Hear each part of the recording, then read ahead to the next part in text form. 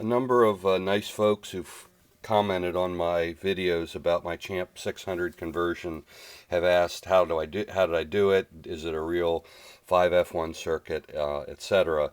So I thought I'd shoot a little video here and give you an idea of what I did to my Champ 600 in converting the circuit. The first thing I did, of course, is take out the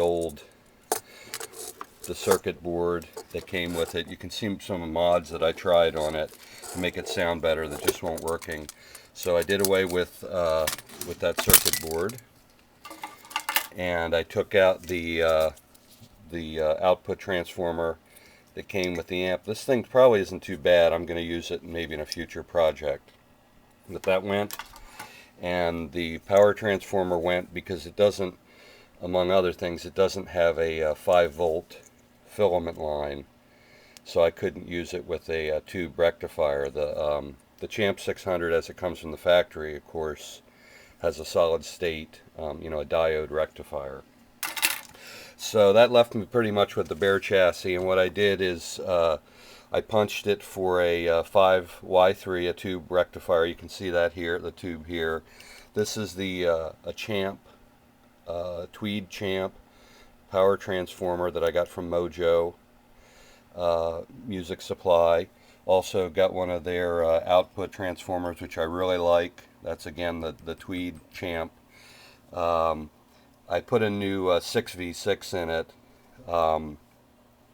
This is, I don't even know what brand this is. It's an American-made Selectron tube. I have a whole stash of 6V6s, and I just went through a bunch, and with the stock cathode resistor in the amp, I just went through a bunch and saw which one the amp tended to like best.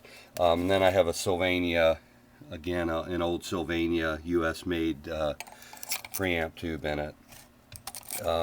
Changed out all of the tube sockets, which we'll see in a second.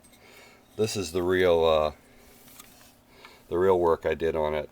So we have a 5F1 board, phenolic old style board, Fender style board, carbon comp resistors. I mean, it's a 5F1 circuit.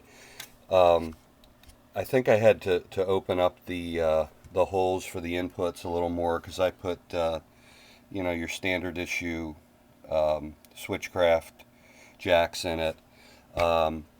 New volume pot. The original volume pot is on a little circuit board, so it's got a new CTS volume pot in it. And here you can see I put some new tube sockets in it. They're actually old ones that I pulled from an old radio chassis. I have a bunch of old junk laying around, so I tend to try to reuse stuff when I can, give it a little vintage vibe too, and reuse it. So the output tube socket is a new one. Obviously the rectifier tube where I punched it is a new one.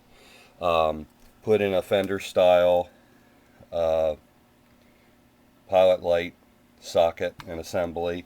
Had to ream this hole out. All the hole sizes were different on this thing. On the 600 reissue, it's actually an LED, and it's got a little tiny hole. So this is just a jewel lamp, your standard issue Fender stuff. Got a green pilot light in it for now. Change my mind, I can obviously always put in a different one. And put in I have a stash of old switches and that kind of junk pulled from old electronic equipment. So this is a US made, switch. Independent Labs, it says on it. Also put a fuse in it, figured that was a pretty good idea, so you just got an inline fuse. So that's pretty much it. I mean, if you're familiar with the Tweed Champ, you're looking at it right here. I mounted the board this way, kind of backward from the way you'd see on a Tweed. Well, I guess not. The volume's over here. But I went back and forth on which way to mount it. I wound up mounting it like this. It's a real tight fit.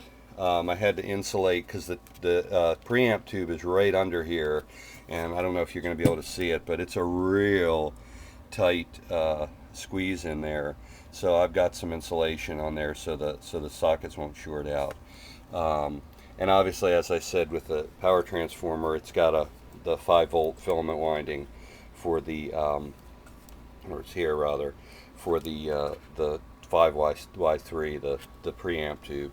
So it's pretty much a 5F1 circuit stuffed in a box. Sounds great. If you've heard the clips and liked them, I appreciate it. I apologize for my bad playing. I'm sort of a hack. The other thing I wanted to point out too is it doesn't have, it's got a fair amount of gain, obviously, at high volume. But one of the things that's actually true that I did, true to the 5F1 circuit, is there's no cathode bypass capacitor on that first preamp stage. Some folks put them in. The silver face, the black face champs had a cathode capacitor, I think, to make up for some of the gain that was lost in that tone control circuit. So I may put one in at some point with a switch, maybe a pull push pot on the volume to give it a little more gain. So just wanted to point that out, that's actually the way the originals were wired. Nothing else to really much to report. I wound up putting a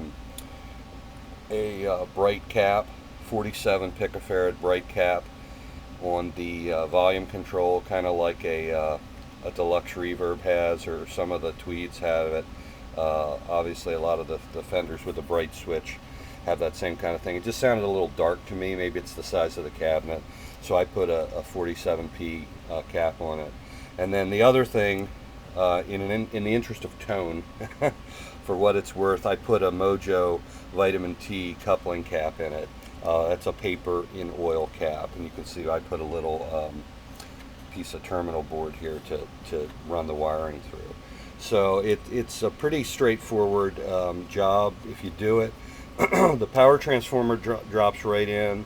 The output transformer bolts right up. There's holes that bolt right up.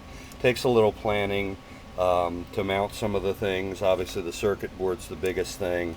I think I used one of the existing chassis holes for the output jack. That's changed to a 1/4 inch jack also. But otherwise, if you're familiar with the tweeds, or you've seen pictures of them, you're fortunate enough to own one. It's the circuit's identical, and I think it sounds pretty much the same.